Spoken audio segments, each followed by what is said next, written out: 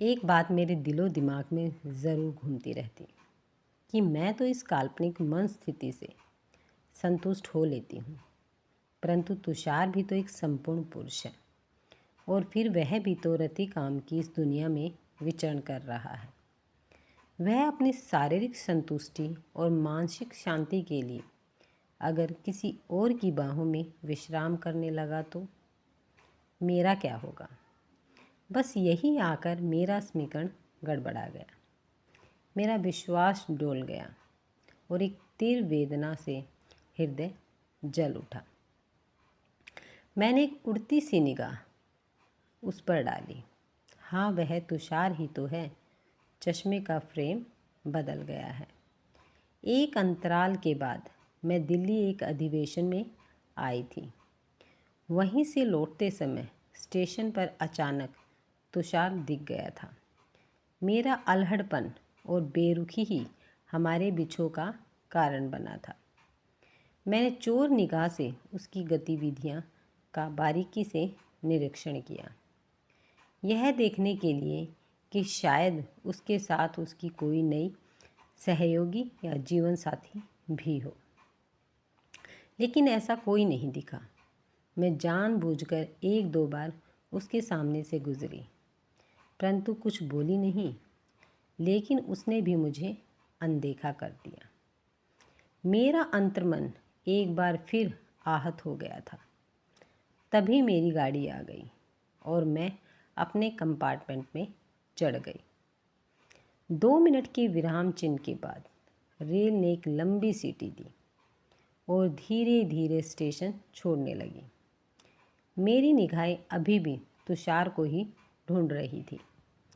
धुंधली होती तस्वीर को जब मैंने ध्यान से देखा, तब पाया कि तुषार अपलक मेरे कंपार्टमेंट को ही देख रहा है, शायद इस उम्मीद में कि गाड़ी रुक जाएगी और मैं रेल से उतरकर तुषार के पास चली जाऊंगी।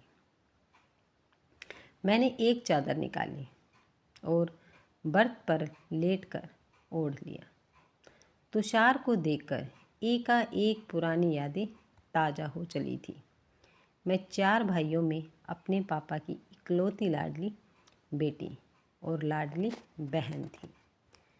मुझे हाथों हाथ लिया जाता था। इसी लाड़ प्यार ने मुझे अल्हड़ और मुंह फट बना दिया था। माँ जब कोई संस्कार की बात कहती या घर गृहस्थी और दुनियादारी की बात बताती, तब मैं बेरुखी से उसे हवा में ही उड़ा देती। पढ़ाई लिखाई और खाते खेलते बचपन में कब गुजर गया मालूम ही नहीं पड़ा। जब तुषार अपने माता पिता के साथ मुझे देखने आया, तब एहसास हुआ कि मैं बड़ी हो चुकी हूँ। मेरी खुशी के लिए मेरे चारों भाई हाथ बांधे खड़े थे। पापा डबडबाई आंखों से मुझे देख रहे थे। इस समय हिम्मत और समझदारी से काम ले रही थी। तो मेरी माँ, जो हर तरह से यह कोशिश कर रही थी कि तुषार मुझे शादी के लिए हाँ कह दे, लेकिन मैं अभी भी अपने को छोटी नादान बच्ची ही समझ रही थी। इसलिए माँ द्वारा चाय लाने के लिए कहने पर मैंने बेरुखी से कह दिया था कि वाह माँ, शादी आपको करनी है या मुझे?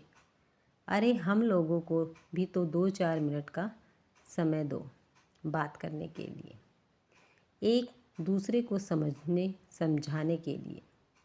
इस पर सभी जोर से हंस दिए और तुषार की मम्मी ने कहा था, बहन जी, बिटिया सही कह रही है, अब हमारा समय तो रहा नहीं। तुषार और मैं अकेले रह गए थे। थोड़ी देर की चुप्पी के बाद मैंने ही कहा था, हाँ तो तुषार साहब, आपको मैं पसंद तो हूँ ना, लेकिन यदि मैं यह कहूँ कि आप मुझे पसंद नहीं है तो आप क्या करेंगे? तुषार को उम्मीद नहीं थी कि मैं उसके साथ ऐसा व्यवहार करूँगी, इसलिए पहले तो वह थोड़ा झिझका, फिर हंसते हुए बोला, मैं हाथ जोड़ूंगा आपसे, विनय करूंगा कि हे सुंदरी, तुम मेरा ही वर्ण करो, तुम्हारे बिना मेरा जीवन अधूरा है। तुषार का वह समर्पण मुझे अच्छा लगा। इसके बाद हर लोग इधर उधर की बातें करते रहे। तुषार बैंक में अधिकारी है। हमारी इच्छा अनुसार शादी की तारीख 6 माह के बाद की पक्की कर दी गई। इस बीच मम्मी बराबर कोशिश करती रही कि मैं अपने व्यवहार में परिवर्तन लाऊं और घर गृहस्थी की बातें सीख लूं। लेकिन मैं हमेशा बेफिक्री से कह देती, डोंट वरी मम्मी, मैंने तुषार को परख लिया है, वह तो मेरी उंगलियों पर नाचने वाला है। शादी के बाद तुषार जितना झुकता गया, मैं उसे और झुकाती गई। वह जीवन में बहुत सामंजस्य स्थापित करके चलने वाला था। वह अक्सर कहा करता, भाई हम तो ठहरे बैंक वाले, प्रबंधन की भी सुनते हैं, स्टाफ की भी और ग्राहकों की भी, किसी को भी नाराज़ नहीं कर सकते। अब एक तुम और बढ़ गई हो। इस बीच मेरी भी नौकरी समाज कल्याण बोर्ड में सचिव के पद पर लग गई। तुषार बैंक जाते समय मुझे गाड़ी से ऑफिस छोड़ देता और वापसी में पिकअप कर लेता था। एक बार मेरी मीटिंग चल रही थी और मैं 1 घंटे लेट हो गई थी। जब मैंने इसके लिए खेद व्यक्त किया, तब तुषार हंसते हुए बोला, अरे हमने तो जनाब आपका 22 साल इंतज़ार किया है, अब ये 1 घंटे का इंतज़ार कोई मायने नहीं रखता। मैंने यह महसूस किया कि मेरा तो स्वभाव ही मुंहफट था। मैं बिना सोचे समझे किसी को भी कुछ भी बोल देती थी, जिसे तुषार तो सहन कर लेता था, लेकिन उसके मम्मी पापा के साथ मेरा यह व्यवहार उसे पसंद नहीं था। 1-2 बार उसने मुझे टोका भी। तब मैं उसे यही कहती कि मैं कैसी हूँ, यह तुम्हें शादी के पहले देखना था। इसके बावजूद तुषार मुझे अपने व्यवहार में संयम बरतने के लिए कहता और मैं उसकी उपेक्षा भी कर देती थी। धीरे धीरे तुषार के मन की ग्रंथियों से मेरे व्यवहार के कारण स्नेह का प्रभाव कम होने लगा। उसने मुझे भरपूर मौके और समय भी दिया कि मैं उसकी अपेक्षा अनुसार बन सकूं, लेकिन मेरा हठी स्वभाव और लापरवाही इसमें बाधक बन रही थी। जब तुषार का दिल्ली ट्रांसफ़र हुआ तो मैंने कहा था कि मैं यहीं रहकर अपनी नौकरी करना चाहती हूँ, तुम अकेले ही दिल्ली चले जाओ, आगे देखेंगे। और तुषार दिल्ली आ गया था। मेरी बेरुखी और अल्हड़पन के कारण उसका भोपाल आना कम भी हो गया था। पत्र और फ़ोन का संपर्क भी धीरे धीरे टूट गया था और हम दोनों अनजान से हो गए। मैं अकेली थी, इसलिए अधिकांश समय मायके में ही गुजरता था। माँ और भाई जब तुषार के पास जाने के लिए जिद करते, तो मैं अपनी नौकरी का वास्ता देकर उन्हें चुप कर देती थी। शायद कोई स्टेशन आ गया था।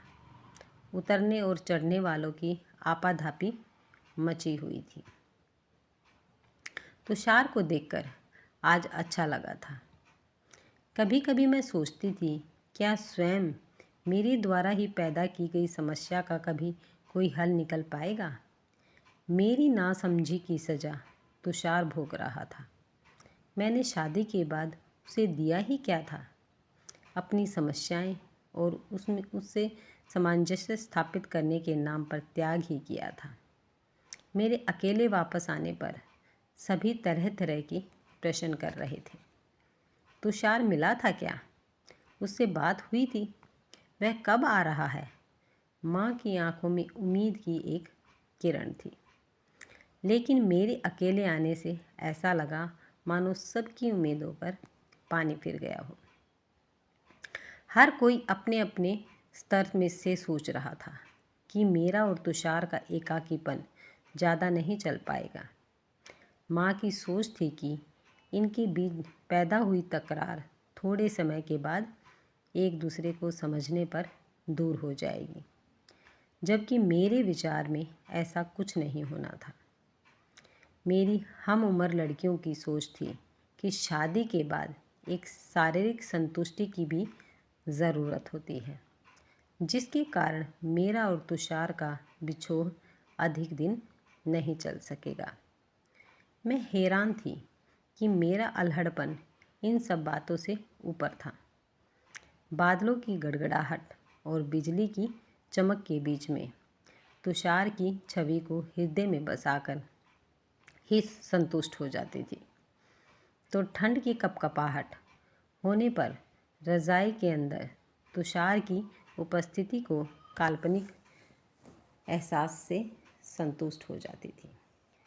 राह चलते मैं महसूस करती कि तुषार मेरे साथ है।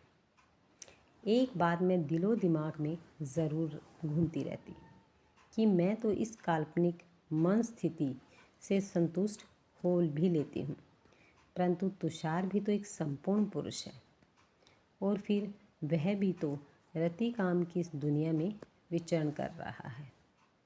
वह अपनी शारीरिक संतुष्टि और मानसिक शांति के लिए अगर किसी और की बाहों में विश्राम करने लगा तो मेरा क्या होगा? बस यही आकर मेरा समीकरण गड़बड़ा जाता था। मेरा विश्वास डोल जाता था और एक तीव्र वेदना से हृदय जल उठता था। मैं अब और विवाद तथा उपहास का केंद्र बनना नहीं चाहती थी। मुझे अपने कृत्यों पर गंभीरता से सोचना था और तुषार के प्रति अनन्य भाव से समर्पित होना था। मेरा अंतर्मन चित्कार कर रहा था कि शिव की क्रोधाग्नि से यज्ञ खत्म होने के पहले मुझे शिव की शरण में चले जाना चाहिए। आज मैं शिव और तुषार में समरूपता देख कर रही थी। भोला भाला तुषार मेरे सुख के लिए उसने विष का प्याला भी पी लिया था, क्रोध को त्याग दिया था, अपनी कामाग्नि पर संयम का तुषाराघात कर दिया था। दिन तो कामकाज में गुजर जाता था, लेकिन रातें बड़ी मुश्किल से गुजर रही थी। बाद में मुझे यह भी मालूम हुआ था कि हमारे मिलन के लिए ही मेरे भाइयों ने तुषार को मेरे दिल्ली जाने की कार्यक्रम के बारे में बताया था, लेकिन हमारे मिलन का वह अभियान सफल न होने पर हम अब घर के सभी लोग उदासीन हो गए थे। अब अकेले चलते हुए ही राह बनानी थी। तुषार की तरफ रुझान होने पर परिस्थितियाँ बदलती सी नज़र आने लगी थी। शारीरिक और मानसिक उत्तेजना तुषार से मिलने के लिए प्रेरित कर रही थी। अगले ही दिन मैं निरपेक्ष भाव से अपने को हालात के हवाले कर दिल्ली रवाना हो गई। वातावरण में ठंडक थी। हल्की धुंध के बीच सूरज की किरणें स्टेशन की छत की दरारों से गुजरकर एक एक डिब्बे पर अटक रही थी। मैंने अलसाई आंखों से एक उड़ती निगाह स्टेशन पर डाली और अपना सारा सामान उठाकर डिब्बे से उतरने लगी। तभी प्लेटफॉर्म के एक कोने में मालगाड़ी से सटे एक आदमी को देखकर मेरी निगाहें फिर थम सी गई थी। वही जाना पहचाना चेहरा, उड़ते बाल, रुमाल से चश्मे के कांच पर जमी धुंध को साफ करते तुषार पर। तो क्या तुषार रोज़ इसी तरह स्टेशन पर आता है और मेरे इंतज़ार में, या कोई और हो जिसे छोड़ने या लेने वह आता है? मैं उदासीन भाव से गेट की तरफ बढ़ने लगी। तभी तुषार पास आया और सामान अपने हाथ में लेते हुए बोला, चलो घर चले। और मैं एक आज्ञाकारी बच्चे की तरह उसके पीछे पीछे ही चल दी। मेरे व्यवहार में आई गंभीरता और सकारात्मक सोच को देखते हुए मेरे घर से निकलने पर मेरे भाइयों ने तुषार को फ़ोन कर दिया था। तुषार और मैं नए नवेले दुल्हा दुल्हन की तरह घूमते हुए हनीमून का लुत्फ़ ले रहे थे। तुषार कह रहा था कि हमारे इस स्वच्छंद मिलन में विलम्ब ज़रूर हुआ है, लेकिन वैवाहिक जीवन में बिना किसी दबाव के ही जीवन सार्थक हो सकता है। अगर आपको ये वीडियो पसंद आई है तो वीडियो को लाइक, शेयर और सब्सक्राइब करना ना भूलें।